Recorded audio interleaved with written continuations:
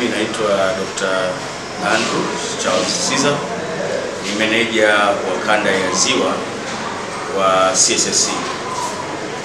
Leo tuko hapa katika mwendelezo wa utoaji wa huduma za macho na tunafanya zoezi hili katika nchi nzima kwa kushirikiana na wadau mbalimbali, na kwa bahati nzuri leo tuko na BAKWATA Mwanza. Kama mnavyoona waliojitokeza ni wengi, na kwa kweli watu wanahitaji huduma za macho.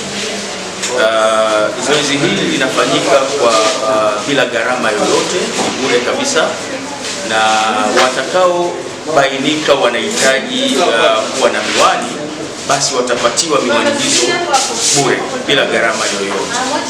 Na kwa bahati mbaya labda tutakuta na watu ambao wana matatizo zaidi, labda yanahitaji upasuaji, yanahitaji tiba zaidi, basi watu wale tutaorodhesha na tutawaandalia utaratibu hapo baadaye wa kuweza kupata huduma hiyo, kama ni upasuaji ama ni tiba nyingine. Kiukweli ni kwamba hivi vyombo viwili ni vyombo vinavyohudumia wananchi, vinavyohudumia watu wa Mungu.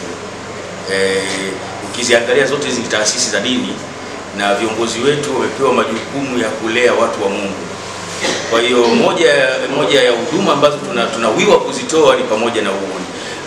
Mwanzoni kabisa ilikuwa inaonekana kwamba watu wengi wangependa kusoma vitabu vya dini lakini hawaoni vizuri.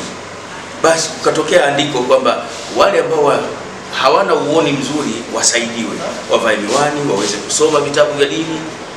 Lakini tulipoanza zoezi kaonekana uhitaji ni mkubwa zaidi, basi tukapanua huduma. Lakini kimsingi kabisa vyombo hivi viwili vinawiwa na vinawajibika kuhudumia watu.